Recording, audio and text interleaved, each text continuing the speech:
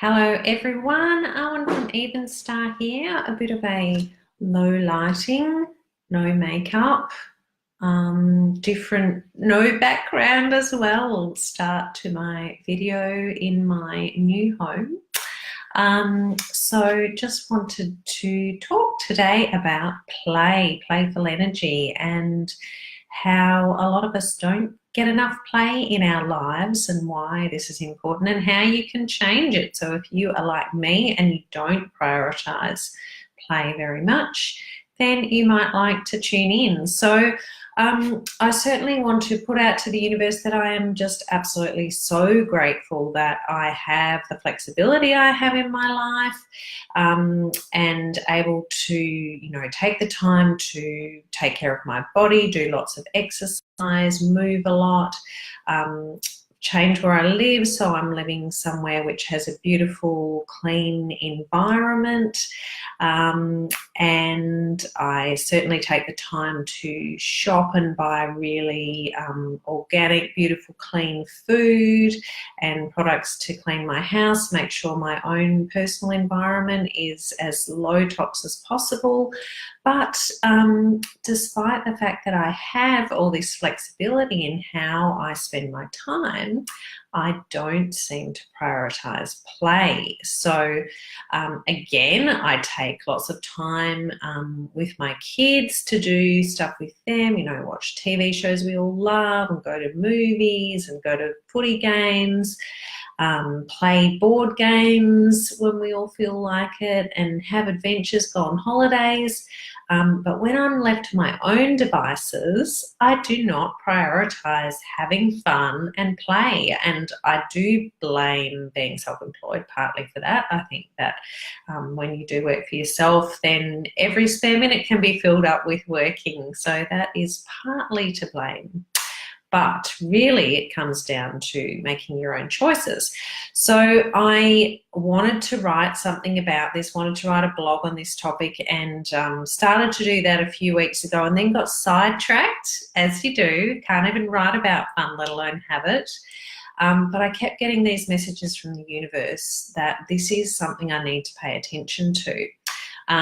So I listened to a podcast, which is one of the ones on Simplify, which is one I love, highly recommend. I'll put a link below when I'm finished. And this particular one was with a scientist and novelist called Alan Lightman, and he was talking about all the virtues of wasting time, in inverted commas. So basically having time that is unstructured, that you don't have a specific goal for what you're doing with that time, and how that is so good for our well-being. And I guess a big part of the problem these days is obviously the connectivity we have all the time, that every time you might be waiting for the lights to change, or waiting for a train, or waiting for your kids to come out of school, you have a little device in your hand that gives you something to do. And you're not just left staring into space, which is often the times when ideas come to us and creativity can abound. So the second thing is I am part of the Low Tox Life Club, and got an email from the founder of that, Alex Stewart, saying, hey everybody, maybe it would be a good idea to actually schedule yourself into your calendar. Make time in your calendar to actually, well, perhaps as Dr. Lightman suggested, do nothing. Have a block of do nothing time, or a block of time to have a bath, or a block of time to just read a book. Certainly something without that connectivity involved. So not watching a movie or, scrolling through Facebook, but actually scheduling that time into your calendar, I think can be a really powerful thing to do, to actually make you realize that you don't do that otherwise. And certainly that is true for me. And then the third thing that happened is I had something very similar come up, just popped up on Facebook, a post about how about you schedule into your calendar things like having lunch with your friends once a month, or having a day in nature, or whatever it might be that gets you away from all this connectivity and is something fun and pleasurable. So I had those 3 prompts, which was really weird, within about the space of a week. And as I've alluded to, I have now actually changed my life a lot, and I'm still madly trying to settle in, and I feel so far from being into a normal life yet. But I kind of figured to myself, well, if I've got all this change happening anyway, well, maybe that's another change I need to make. I need to actually start scheduling this fun in. And again, I'm not saying I never have fun. I certainly, if I'm scheduled to catch up with friends, then I'll always do that. But I often don't really, initiate that anymore. Again, it's the whole thing of self-employment taking over your life. But that is my choice, and I need to take control of that. And I suppose I'm trying to share this and get the message out there to everyone else out there, because I'm sure that there are other people out there who are like that as well. So I guess that's scheduling fun, scheduling being unconnected from all the distractions that we have, allowing your creativity to flow. And I guess from an energetic point of view, I just wanted to talk about the chakras, which I have spoken about before. And so if you don't know, chakras are our energy centers, and most, pretty much all traditional medicine practices recognize that we have these energy centers, 7 of them, and they govern all different things in our body. And by that I mean our all levels of our body: mental, emotional, spiritual, and physical. And so each chakra will govern a different part of your body, a different set of emotions, and lessons about connectivity with other people and the spiritual world and the earth. And the chakra that's really in charge of fun is our second chakra, so also known as our sacral chakra. This is in your pelvis. Probably can't see actually, but in your pelvis, basically. It's a few centimeters above your pubic bone, and it goes front and back. So the chakra is all sides of the body. And this is really our fun energy center, and perhaps therefore people like me need to stimulate this a little bit more. It is also, funnily enough, known as the sexual chakra, and that definitely is an area of fun, isn't it?